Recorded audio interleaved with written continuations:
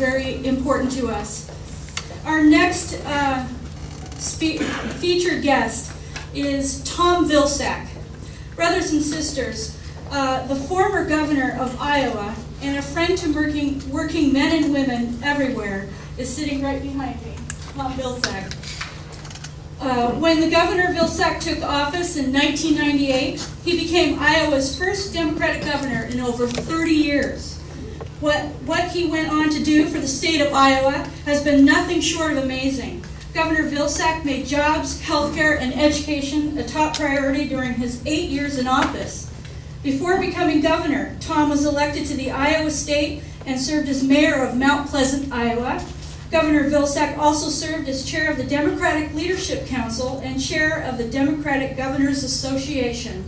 Brothers and sisters, please give a very warm welcome to the former Iowa Governor, Tom Vilsack.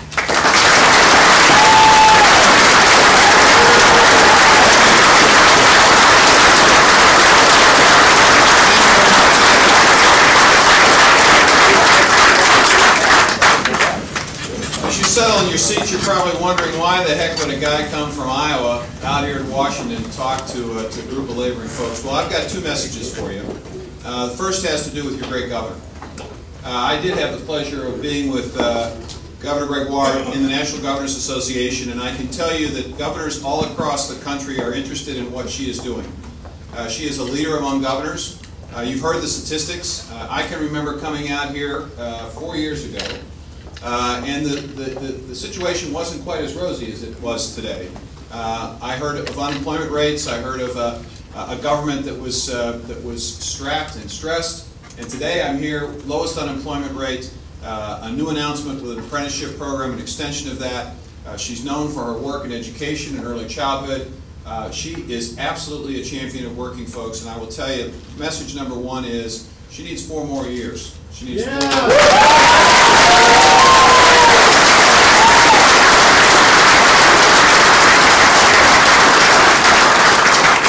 And the second reason I'm here is to talk about this America's Edge program. And you may wonder, why is it important to someone from Iowa, what the machinists are doing and what the teachers are doing in terms of skills training? Well, I would suggest to you it's because of something very, very fundamental to the United States, and that is our value system. One of the responsibilities that a governor has is as Commander-in-Chief of the National Guard. And I was certainly privileged to have that experience for 8 years. And I remember very distinctly the first time I was contacted by our National Guard to be advised that one of our soldiers had been injured in Iraq. His name was B.J. Jackson. And B.J. was a young private. He was in one of those Humvees that wasn't particularly fortified early in the Iraqi conflict. It hit one of those landmines, and he lost his legs, both of his legs below his knees. And he was down in a hospital in Dallas. And the Adjutant General of our National Guard went down to Dallas to give him his Purple Heart. And the TV cameras were there, and they were watching BJ, they were watching the General, and as he went up to BJ, he had just had his prosthesis applied. A very painful experience. Extremely painful to stand. He was in a chair. And as the General approached him to put the Purple Heart on his chest, you would assume that he would have just sat there and received the medal. This young man stood up at attention. It's a very, very painful thing. I had the privilege of meeting this young man a couple of weeks after that event, and I asked him, I said, you know, BJ, I was really impressed by the fact that you stood up at attention. Why did you do that? He said, sir, it's easy. I did it out of respect for all who serve. I said, well, son, you were raised right.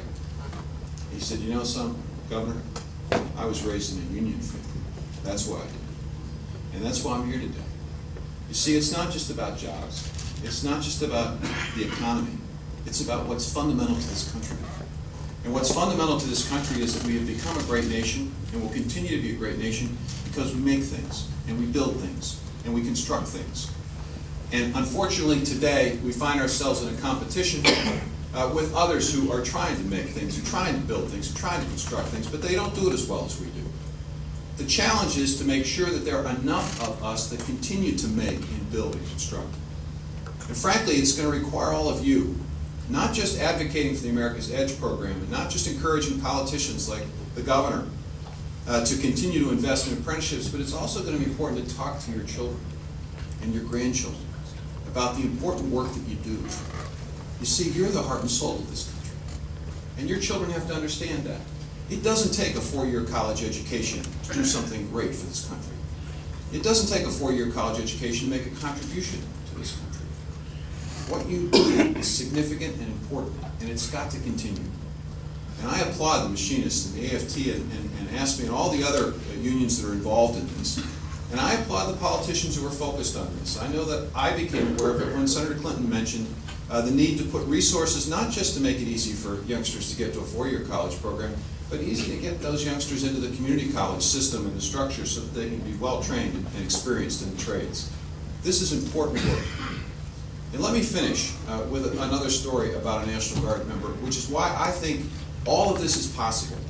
Even though there are budgets that are tight, even though the economy is a little shaky in some parts of the country, I believe this is possible, and here's why. As Commander-in-Chief, not only did I have the opportunity to visit those who were injured, but I also had the enormous responsibility of contacting those who had lost loved ones. And one of those individuals I contacted early in my administration was a woman by the name of Alita Smith. She's one of the most remarkable people I've ever met. She was married to Bruce Smith, and Bruce was 42 years old. He was a Master Sergeant in the National Guard. He was the kind of guy that had been in the Guard for over 20 years, and he was the fellow that everybody looked to for responding to answers. The young people would come to him for advice.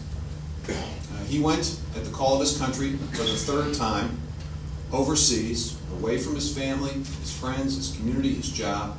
He was a helicopter pilot in Baghdad. Pretty dangerous place. One day when he was flying his helicopter was hit with a missile. As it was explained to me, he had a split-second decision to make because he still could maneuver the chopper a little bit as it was going down. Did he maneuver it in a way that maybe saved his life and that of his co-pilots? Or did he try his best to make sure that the folks on board were safe? Well, he did what he was trained to do. He did what you would expect him to do.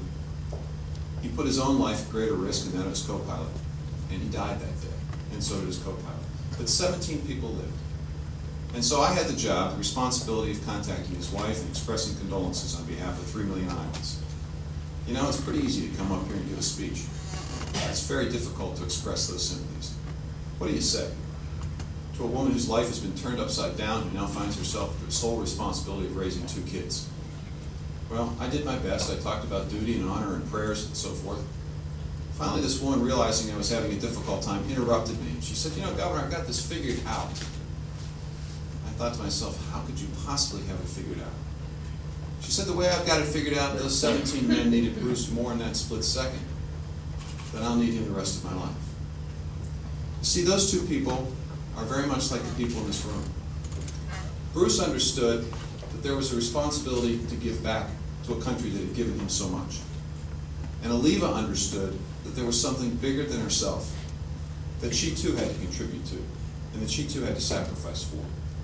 That's what you do every day with your hands. You make this country work. And this program is designed to make sure that we continue to make this country work. So I've traveled out here as a former governor, but probably more importantly, as the father of 2 sons. I want my country to be great. I want my sons to have a bright future. And they will only have a bright future as long as America remains the place that builds and constructs and makes things better than anyone else in the world. And that's going to require education and apprenticeships. That's going to require America's edge. That's why I'm here today, to thank you and to encourage you to support this program. Thank you very much.